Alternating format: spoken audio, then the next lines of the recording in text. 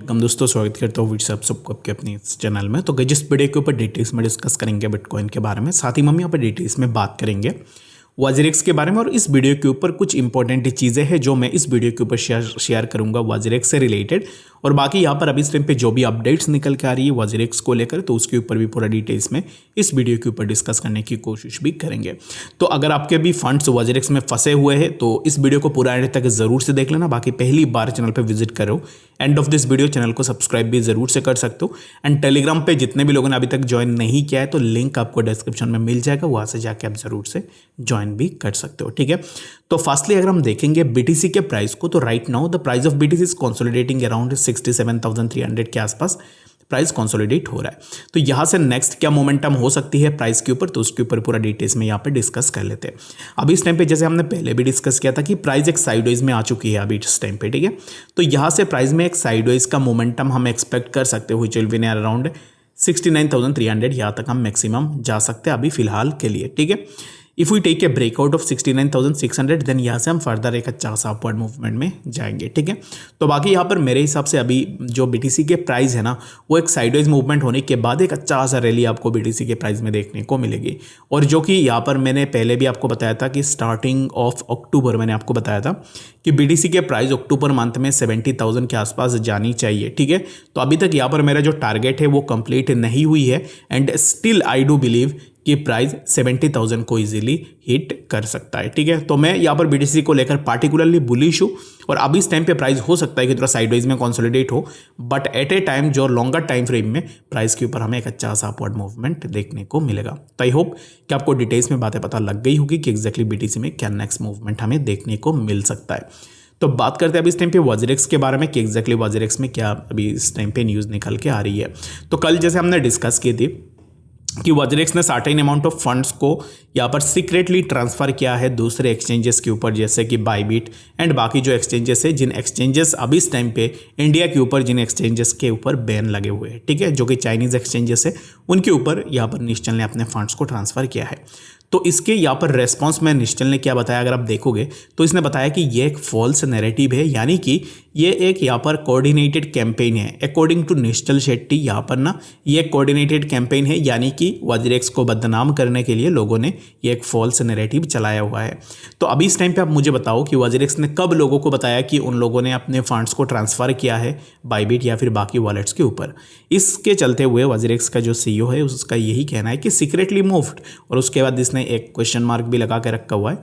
And in that case वो बता रहा है कि it was us who disclose the addresses, we all know how blockchain works, everything is traceable, तो proof of reserve would anyways be revealing all this. ठीक है, तो अब इस टाइम पे अकॉर्डिंग टू निश्चल जो प्रूफ ऑफ रिजर्व है वो रिवील होगी बहुत जल्द। और अकॉर्डिंग टू निश्चल ये जो पोस्ट कल से यहाँ पर हम बात कर रहे थे, जिसके ऊपर 75 मिलियन के आसपास यूज़र के फंड्स को ट्रांसफ़र किया गया है वाजरेक्स से दूसरे एक्सचेंजेस के ऊपर, तो इन दैट केस अब इस टाइम पे निश्चल यही बता रहे कि जो भी प्रूफ ऑफ रिजर्व होगी उसके ऊपर ना सब चीज़ें रिवील हो जाएगी।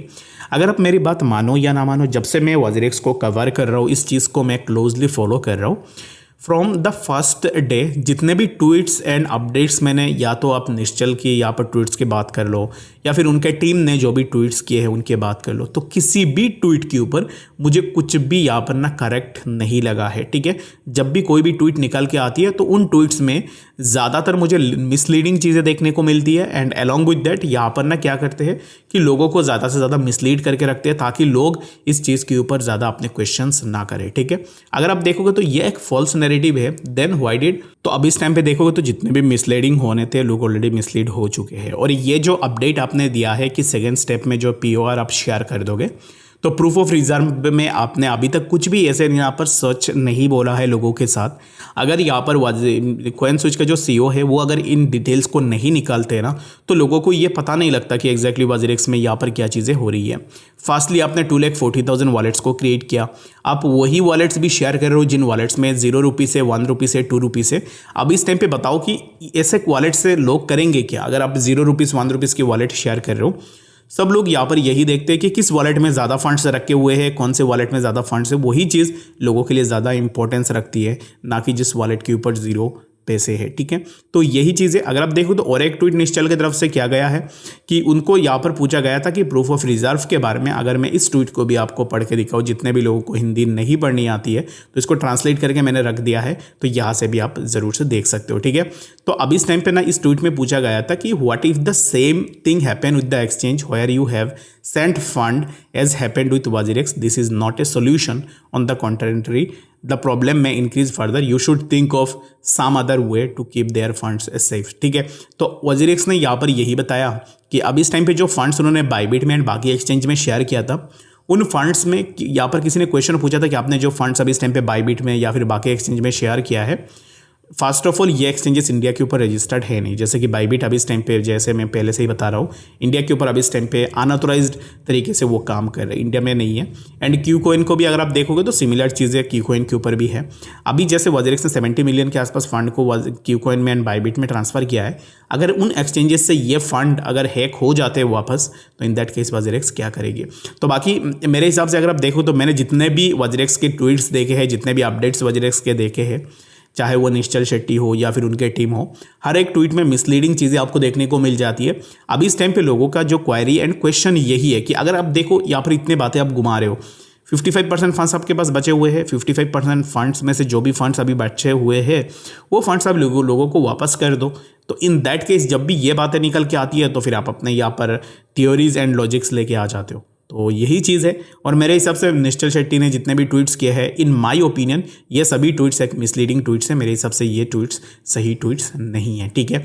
अगर आप देखोगे यहाँ पर जैसे ही जितने भी लोगों ने इस चीज़ के ऊपर यहाँ पर रिपोर्ट किया है, जितने भी लोगों ने इस चीज़ के ऊपर बात की है, उतने लोगों को WazirX ने यहाँ पर अब इस टाइम पे क्या किया है कि अब इस टाइम पे जो भी एलिगेशन है, उन एलिगेशन से बचने के लिए वो यही बता रहे कि नहीं ये तो सही चीज़ नहीं है, हमारे सब कुछ सही है, हमने खुद से बताया था कि हम अपने इतने फंड्स को ट्रांसफ़र कर रहे हैं दूसरे एक्सचेंजेस के ऊपर, ठीक है। तो बस यही चीज़ है। और गाइस मेरे हिसाब से देखो अभी इस टाइम पे जो भी आपके क्वायरीज है, जो भी आपके क्वेश्चंस है, वो स्ट्रेट फॉरवर्ड आप ट्विटर में आके टैग करके पूछ सकते हो। बाकी मेरे हिसाब से ये चीज़ और भी टाइम लगेगी, क्योंकि ऑलरेडी अगर आप देखोगे तो निश्चल एंड WazirX की तरफ से कोई भी अपडेट्स अभी तक लोगों को देखने को नहीं मिला, और मेरे हिसाब से इतना जल्द हमें अपडेट्स नहीं देखने को मिलेगी। बाकी आपको क्या लगता है इस चीज़ को लेकर, आप मुझे ज़रूर से बताना, और आपको क्या लगता है कि निश्चल यहाँ पर सही है या फिर गलत है, वो चीज़ भी आप मुझे ज़रूर से बता सकते हो। मिलते हैं अपडेट्स के साथ, तब तक के लिए गुड बाय।